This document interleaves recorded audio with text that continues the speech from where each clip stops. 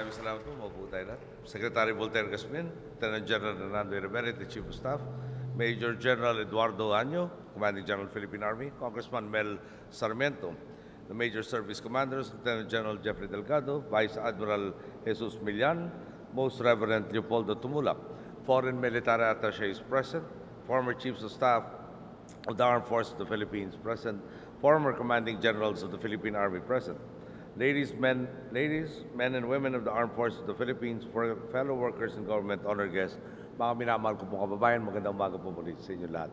Unang-una po, hingi ako ng paumanhin. Siguro yung aking pagkahuli sa ating pagtitipong ngayong araw ay nagpapatunay lamang na pati ako po ay hindi exempted sa traffic. Ito na nga ang huling change of command ng hukbong katihan na madadaluhan ko bilang inyong Commander-in-Chief. Talaga namang mapalad ako na ang lahat ng itinalaga nating mga pinuno mula sa kalihim ng tanggulang pambansa hanggang sa mga Chief of Staff ng AFP at maging ang ating mga Service Commanders ay nagpakitang gilas sa serbisyo. Sa pangunguna ng Secretary Voltaire Gasmin, ang mga pinuno ninyong ito ay katuwang ko sa pagpapaunlad at pagpapahusay sa ating kasunduluhan.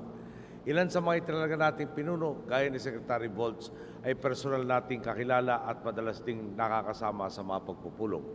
Meron namang nakilala ko habang sila ay junior officers pa lamang kung saan nakitaan na sila ng husay at dedikasyon sa serbisyo.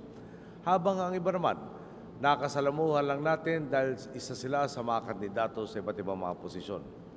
Special mention po dito ang dating Chief of Staff natin si Manny Bautista, dating Commanding General Larry de la Cruz ng Air Force na talagang tumatak ang paglilingkod bilang mga pinuno ng uniformadong hanay. Ito nga pong si General Manny Bautista, nakilala natin sa maraming beses na nagbigay siya ng mga briefing sa atin. Higit naman siyang nakilala ng sambayanan bilang Manny Sundalo na sumasalamin kung paano niya inilapit ang kasunduluhan sa ating mamamayan. Direkta siyang nakikipag-usap sa mga nangangailangan ng tulong, naagaran at walang alinlangan namang niyang tinutugunan. Bilang Chief of Staff noon, matagumpay niyang naitimon ang sandatahang lakas sa kabila ng patong-patong na krisis na hinarap ng bansa noong taong 2013 at sa iba pang mga hamon sa loob at labas ng Pilipinas. Si General Larry de la Cruz naman, sa interview ko na lang nakilala. Hanga po tayo sa paghatid niya sa Air Force tungo sa mas matatayog na tagumpay sa kabila ng mga pagsubok. Isang matingkad na halimbawa nito ang pagpapakitang gilas ng Air Force nung umarap tayo sa matiting hamon, krisis sa Zamboanga, lindol sa Cebu at Bohol at pagagupit ng Bagyong Yolanda. Kinailangan pong ihatid ng ating tatlong C-130 mga personnel, makagamitan, relief goods at iba pang supply sa kulang lugar. Sa sitwasyong tulad nito, lalong tumataas ang tinatawag na operational tempo. Pero sa kabila nito, ni minsan, wala akong narinig na reklamo mula sa Air Force na keso under repair o unavailable ang ating mga C-130 at iba pang mga sasakyan. Walang mintis kasing kinukumpuni at pinapakondisyon ng mga profesional na serviceman at piloto ang ating mga aeroplano. Tunay nga sa pamumuno ni Larry de la Cruz, nagabayan ng ating mga kawal na gawin ang lahat ng makakaya upang epektibo at agarang rumisponde sa oras ng pangangailangan. Siyempre, narin din si Lieutenant General Hernando Rivera, bagong Chief of Staff ng AFP, na ngayon ay buwaba na bilang Commanding General ng Philippine Army. Naibahagi ko na sa inyo ang katangian at mga nakamit na tagumpay ni Lieutenant General Rivera bilang kawal ng bayan. Malinaw naman, anumang iatang sa kanyang tungkulin, ibinubuhos niya ang buong lakas at husay para makamit ang layunin. Halimbawa nito ang tagumpay ng kanyang unit sa 503rd Infantry Brigade ng madestino sila sa Abra noong taong 2013 sa eleksyon. Dahil sa epektibo ng pagbabantay, naisa katuparan ang pinakamapayapang eleksyon sa Abra. Sa mahigit isang taon namang niyang pamumuno sa Philippine Army, maigting niyang itinaguyod ang implementasyon ng Internal Peace and Security Plan. Sa ilalim ng Focus Military Operations, halos 400,000 na operasyon ang sinagawa ng hukbong katihan upang masugpo ang masasamang elemento sa iba't ibang panig ng bansa. Nagresulta po ito sa pagkakadakip at pagsupil sa mga high-value targets na gaya ni Benito at Wilma Chamson, Ruben Saluta, Adelberto Silva at Commander Parago ng CPP, NPA, NDF. Pati kina Mohamed Ali Tambaco ng Justice Islamic Movement at si Hatta Latif ng Abu Sayyaf. Ito nga po mga taong ito ay matagal nang pinaghahanap ng batas dahil sa pag-asik ng takot at karahasan. Kanina nga po ay ginawa na natin ang parangal sina Captain Neil Edward Camarillo at Sergeant Gilbert Balonga sa kanilang ipinamalas na tapang at kahusayan upang maneutralize ang isa sa mga most wanted sa bansa. Sina Captain Camarillo at Sergeant Balonga ay bahagi po ng tinatawag na Task Force Minion na pinumuna naman ng Noy Pinuno ng 10th Infantry Division at ngayon ay bagong Commanding General ng Philippine Army, si Major General Eduardo Año. Ang totoo nga, isa rin si Major General Año sa mga hindi nating kakilala. Wala tayong naalalang pagkakataon na nagbigay sa atin ng briefing man lang. Pero talaga namang napabilib tayo sa mga nagawa at naiambag niya sa ating kasundaluhan. Pinamunuan niya ang operasyon sa matagumpay na pag-aresto kay Vito Palparan, sa mag-asawang Chamson at sa marami pang matataas na opisyal ng mga rebeldeng grupo. Batid natin, ang tagumpay na ito ay hindi dinaan sa tsamba bagkus sa mahusay na estratehiya at dedikasyon tugisin ang masasamang elemento sa lipunan ni Major General Año. Mahigit 30 taon na sa serbisyo si Major General Ed Año, kaya't kumpiyansa tayo sa malawak na karanasan ay may papagpatuloy niya, kundi man mahigitan pa ang positibong pagbabago sa buong katiyan. Tiwala tayong may papamana niya sa makawal ang sariling tatak ng profesionalismong ipinamalas na niya. Naibigay na nga po natin ang ating marching orders kay Major General Año. Alam kong hindi siya lilihis sa pagtupad sa misyong ito ang pagsilbihan ang ating mga boss.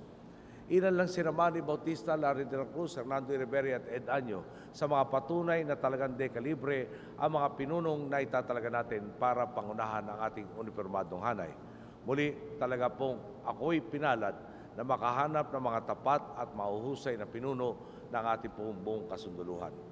Malinaw naman po, napakalayo na ang kalagayan ng ating sandatahang lakas ngayon kumpara sa ating dinatnan noon.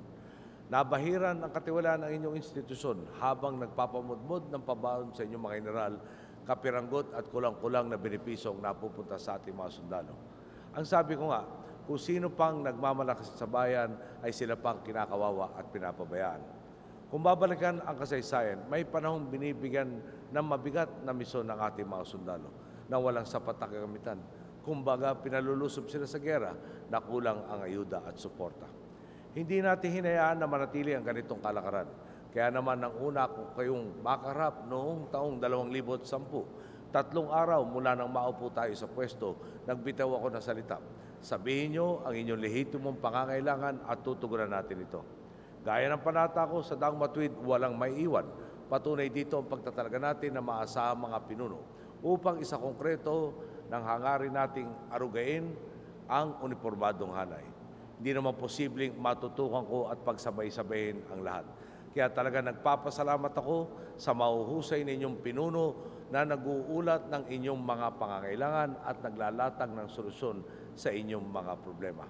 Sa maayos na mga ugnayan mula sa inyong mga pinuno, non-commissioned officers hanggang sa inyong mga sargento at privates, nagpatuloy ang modernisasyon at paglalatag ng programa para sa inyong mga kawal.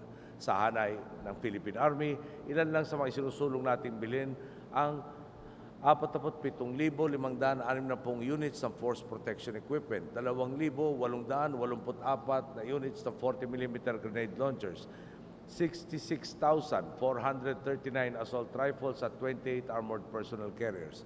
Bukod pa rito, nariyan ang pagkakaloob ng pabahay at ng dagdag na combat pay at subsistence allowance at ang paglalatag ng mga programang sisiguro sa kinabukasan ng mga aktibo at retiradong sundalo. Sa lahat ng ito, makakaasa kayong ang pondong para sa makawal ay hindi ninanakaw. Sinusuklian natin ang pagkalinga ninyo sa ating mamamayan at binibigyan kayo ng sapat na kakayahan tuparin ang inyong tungkulin. Sulit naman po ang bawat kusing na ating ipinupunuan sa sandatahang lakas, lalo pat pinapatunayan ninyong hindi lamang kayo para sa mga operasyong militar. Bukod sa pagsugpo ng masamang elemento at pagtatagol sa ating teritoryo, katuwang din kayo sa pagpapaunlad ng ating mga komunidad. Nakiambag at patuloy nga pong nakikipagtulungan ang Philippine Army at iba pa nating uniformadong hanay sa pagtatayo ng kinakailangang infrastruktura. Halimbawa nito, ang Basilan Circumferential Road. Taong 2,000 pang under construction at sa tulong ng ating makawal ay malapit na natin makompleto. Tumulong kayo sa rehabilitasyon ng mga farm-to-market road sa mga munisipalidad ng Iloilo at sa pagpapayos ng Gupitan Road sa Kapalong, Davao del Norte. Nakikilahok kayo sa mga serbisyong medikal at sa paglalatag ng livelihood program sa mga komunidad na dating naiipit sa kaguluhan. Bukod dito, iba yung sipag at malasakit din ang pinamalas ninyo sa pagresponde sa mga kababayan nating nasa lanta ng kalamidad. Halos isang taon na lang po ang natitira bago tayo bumaba sa pwesto.